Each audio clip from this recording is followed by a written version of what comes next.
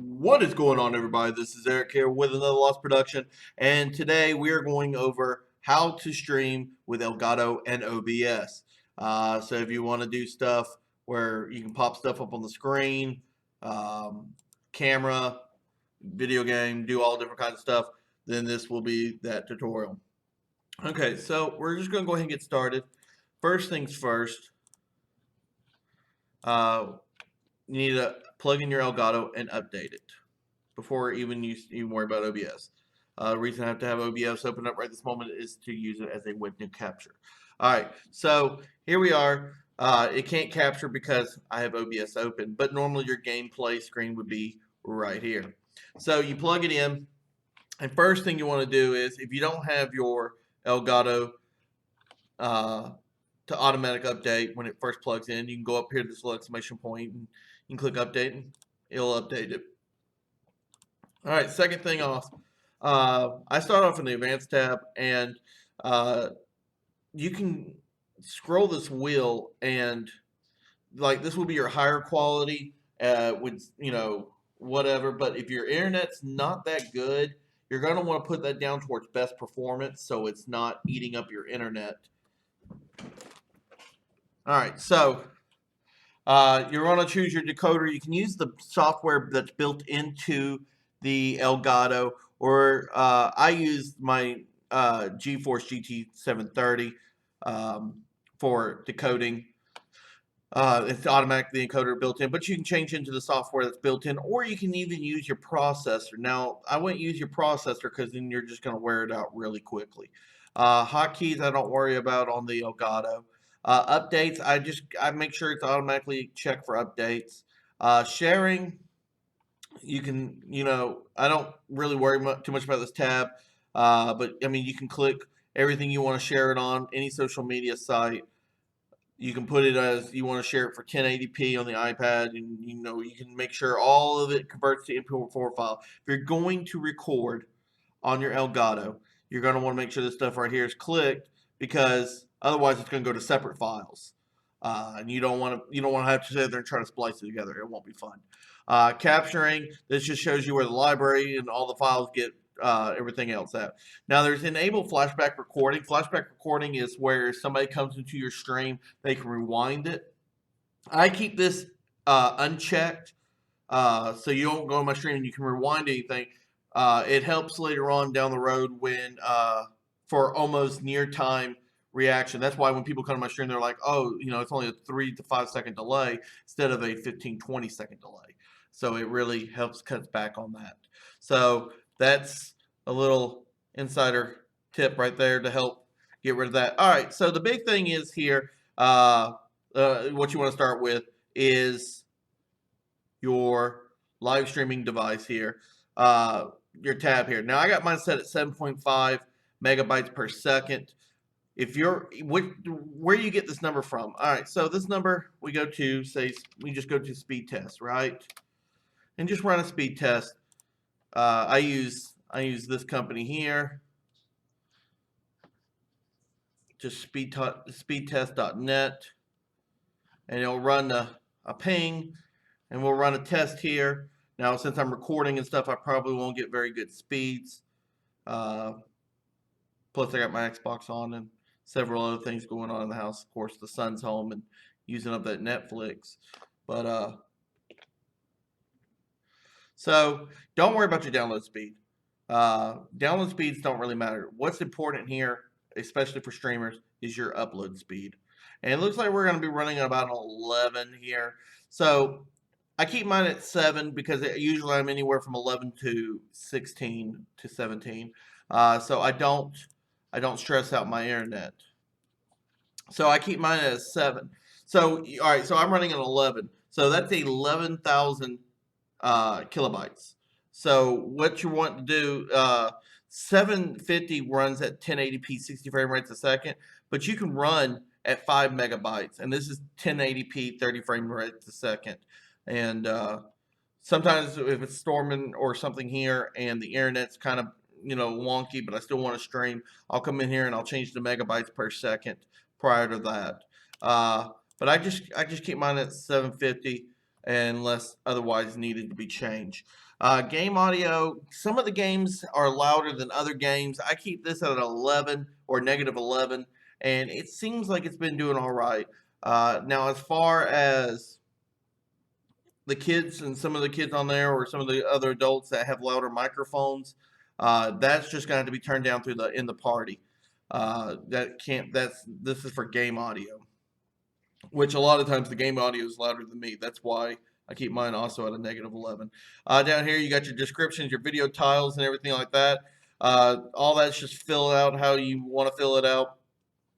The next thing I really want to go over is the device right here. It's the hd60s settings, but the hd60 and the HD. I think even the Pro have the same settings basically. So basically, what we're doing here is it don't matter if you leave it on PlayStation 4 or Xbox One. If you're jumping back and forth, I leave mine. I was jumping around for a while, but I just normally leave it on PlayStation 4 or Xbox.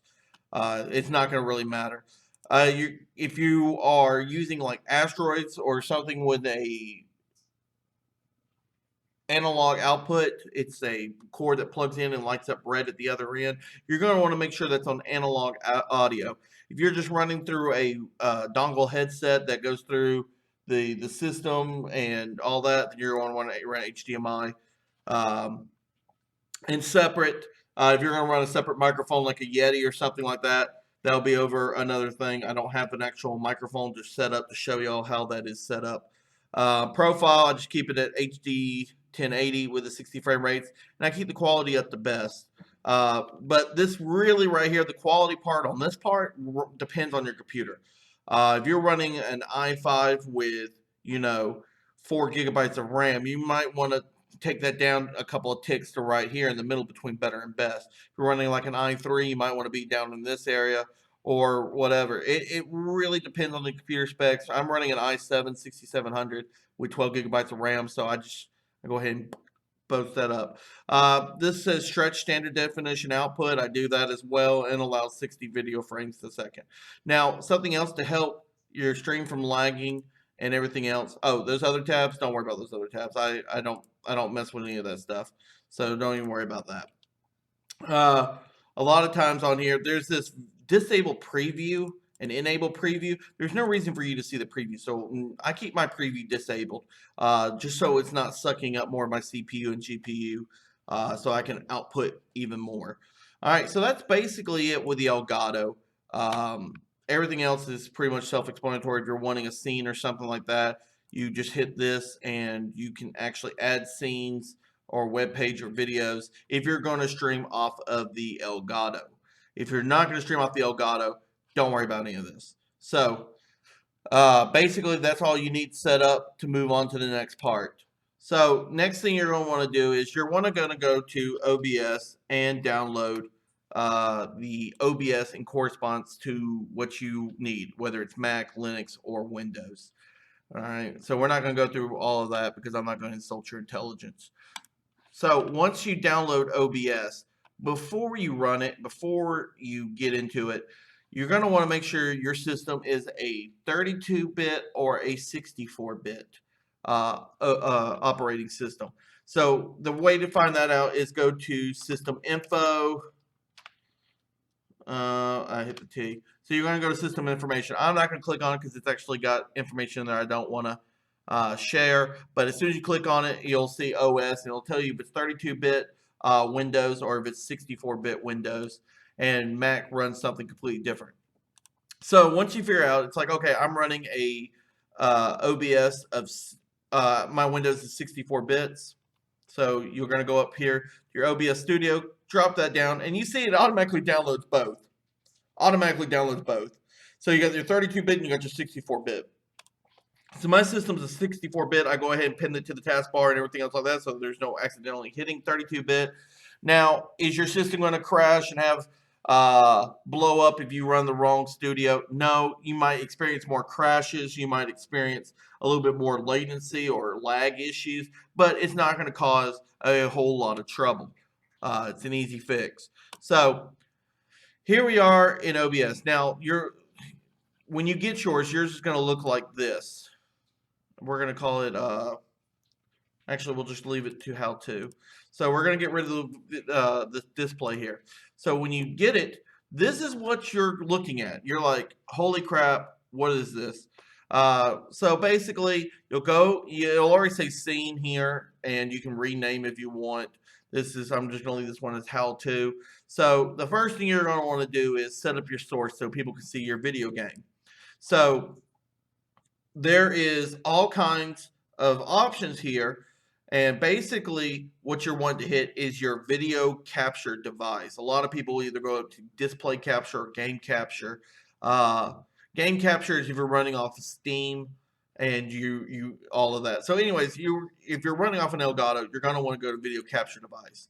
All right, and as you can see, I already have some in here, but we're going to call this Elgato 2.0. All right, so we'll hit Elgato 2.0. Now, this will pop up, and there's a lot of things here. And the first thing it automatically finds, for some reason, is the Elgato helper device. And you're like, oh, well, it says Elgato. Why is it not popping up? Then there's your Logitech camera. We'll get to that in a minute. Then there's your Elgato Game Capture HD. So you'll just click on that. Now, here is where it gets kind of interesting. Sometimes this goes off and does whatever it wants to do. But a lot of times the settings, I always click expanded on here. It's another option in this area. But right now it says 1080p 60 frames, right? So we're going to go ahead and OK that. Now you're going to want to make sure you hold the shift button while doing this. This way you're not distorting the picture. All right. So once you expand that out, as you can see, I have the background here on that. So a lot of times I have to reopen this back up and make sure it stays the same, because a lot of times I'll go to 640 by 480p. That happened to me last night, and I'll explain this stuff, and you're like, okay, I understand it. You're gonna have technical issues throughout your period of streaming or OBS and Elgato usage and everything like that. It's technical issues. It's unavoidable. It's gonna happen to everybody. So. Don't worry about messing with any of this stuff down here. Just leave it as default, however the Elgato is, and that'll take care of that. So now you have a webcam and you want to add your webcam. I'm going to go ahead and get rid of the Elgato sound there. So you have a webcam and you want to add a webcam. Well, same thing. You go down to video capture device, and you want to name this. You can, if you don't have one previously, which I do, so I'm just going to keep that so it keeps the same settings. You name it so you know where it's at, and boom. You pop up on the screen. So now, actually, I'm going to do a new one. Remove this. I'm going to do a new one so I can walk through the green screen, because I forgot that one's already done. All right, so video capture device. We're going to name this one Cam Help. Cam Help. All right, so we got Cam Help here, and we're going to want this one to be the Logitech C615. All right. And as you can see, I didn't pop up. And sometimes that does happen. You'll have to kind of deactivate and reactivate. And like you see, all of this is here. And that's what I'm saying. Sometimes it seems like there's a lot of issues with OBS 20.1.3, especially when it comes to the cameras and stuff like that. So it's just something you have to kind of play with to get it up and running. But anyways, we're just going to...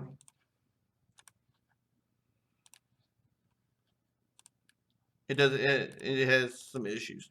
All right, so now I come in and we're going to go to transformation, filters. I mean, we're going to go to filters. We're going to take the chroma key off. So there's my green screen. Some people stream without it.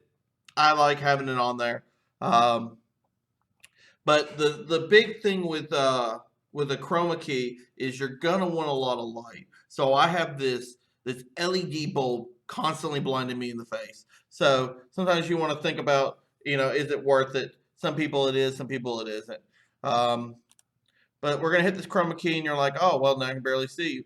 You're just going to open that chroma key and you're going to lighten it up some. And as you can see, you just play with the numbers and it'll go back to being staticky here in a few minutes. Mine takes a second to warm up.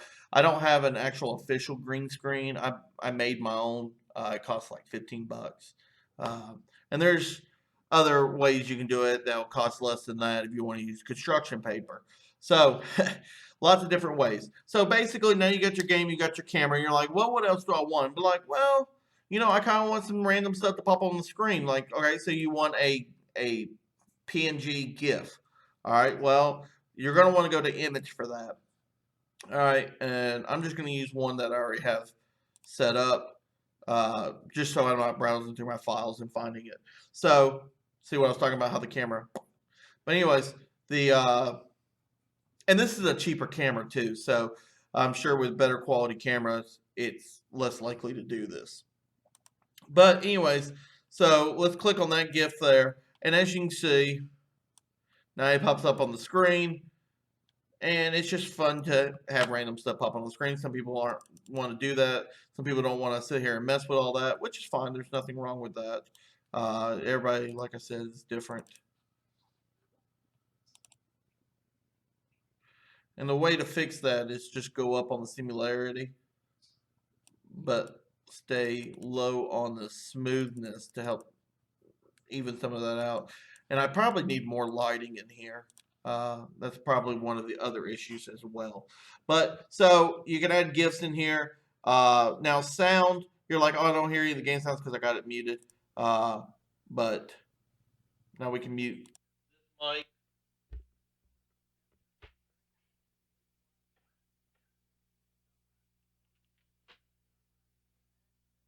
Actually, I'm going to unmute this mic so I can talk while I'm doing this. I didn't think about that. But anyways, so basically, once you have your Elgato hooked up and everything, you will be able to hook up your microphone to your stuff. I use Astro 840s with the TR mix amp.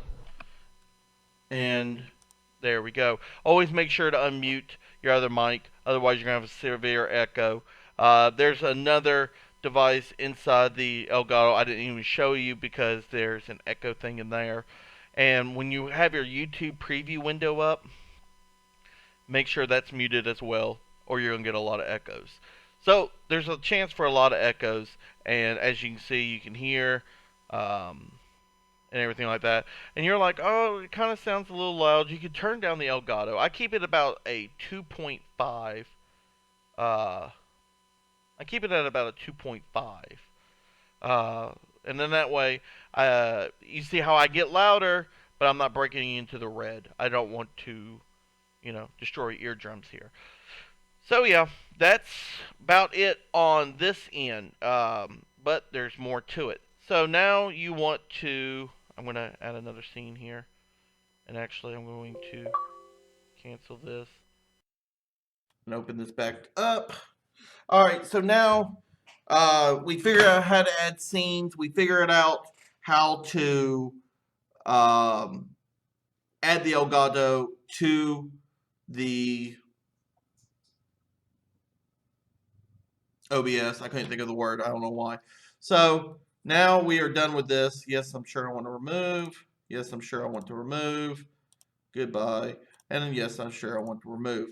Now, I'm going to go ahead and add back in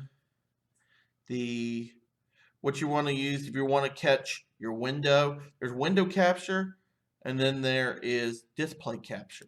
Always make sure to go with display capture. And you'll get the multi-window effect here and whatnot. But this way, when you minimize your screen, it starts recording your actual screen. This is how I use to record everything else in here. So basically, now next thing you want to do is you want to go to youtube.com and you're going to want to set this up. Once you go to YouTube, you sign in, make sure to go to your Creator Studio. Make sure to go down to your live streaming. See, yesterday I was having a lot of issues. But anyways, so then you go to your live streaming. What you want to do is, and if somebody else has to figure out how to permanently delete that stuff, I'd be more than happy to hear. So basically, you're going to scroll down to the encoder setup.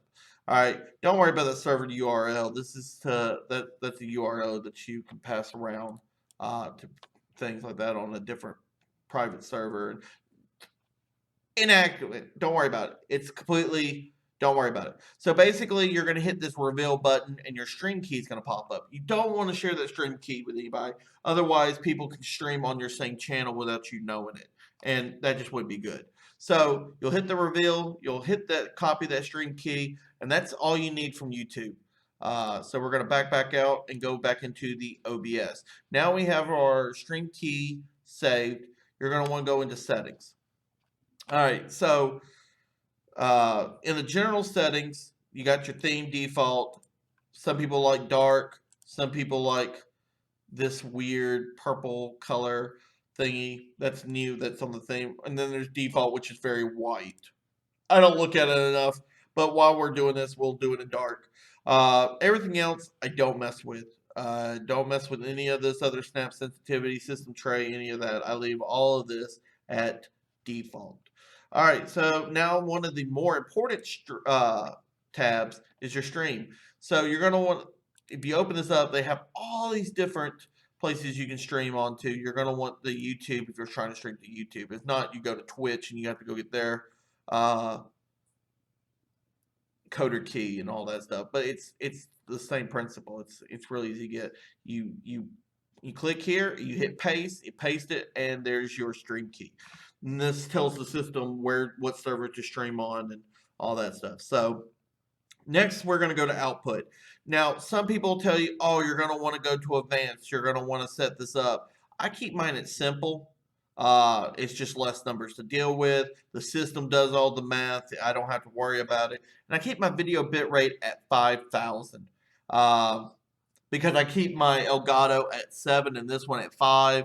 5 will do 1080p, 60 frame rates a second as well. But I don't want to this is what I was talking about. You don't want to max out your Elgato because you still got to come into your OBS. So I keep this at 5. I keep the audio bitrate at 160 and the hardware encoder. You can change to software 64 or the hardware INVEC. I keep mine on the hardware INVEC. So moving on, we have our rates and channels. This, you don't really have to worry about this until you start getting an external microphone. But even then, all you would do is click on it and your microphone would pop up as one of the mic auxiliary audio devices here. So we'll just keep ours at default, and that's where my camera mic is at. It just automatically finds the first camera and does it for me. There's other ways to make sure you have your mic, which mic you have. You can click on this and it'll show you back here, select playback, where you want your sound to come from and everything. Next is video. Just make sure it's at 1920 by 1080p, 1920 by 1080p. I keep this at 32 samples. It's sharpening, scaling, and I keep the common FPS value at 60. Hotkeys, I don't worry about hotkeys because I have cats and a lot of times they walk on stuff. If you're going to do a hotkey, you can set it up as a complicated hotkey, so it's just very random where a cat can't really walk on it. Like I said, I don't worry about hotkeys though. I'll just hit the stop and stop button. And in advanced, I don't do anything in advance. Some people tell you to go in here and you can change some things. I don't do that. It just, last time I did it, there were some issues, and it's just more of those things I just don't want to worry about. So basically, that's it. Just make sure like I said, I keep mine at simple. And some days I'll raise this up to 6,000. Some days I'll leave it at 5. 5 seems like it really doesn't have any lag issue, and everybody seems to keep up with it. Now, randomly, there's still people that will come into your stream and say, oh, I'm buffering. Well, there's nothing you can do about that. That's on their end. That's their internet. Just tell them to watch at a lower quality. They might try to be watching at 1080p, and they don't have the upload speed to watch at 1080p.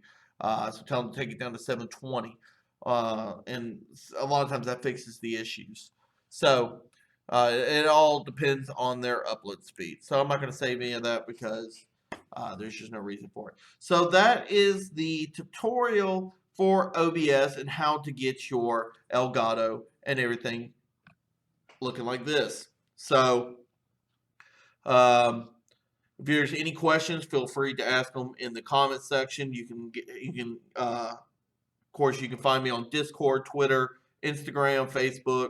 You can find me on any of those social media sites and ask questions. A lot of this I've had to tackle by myself for nearly 2 years, so a lot of it's self-taught. Because I'll go, I'll search somebody's stuff, and you get, yo yo yo yo, and then they're like, oh, you want to change all of this and do all of this, and then it's just not running right. It's just a lot of issues for me. It might work for their system, but this is what I find worked out for my system. So there might need some kinks or tweaks that you need to add to your system to make it perfect for you.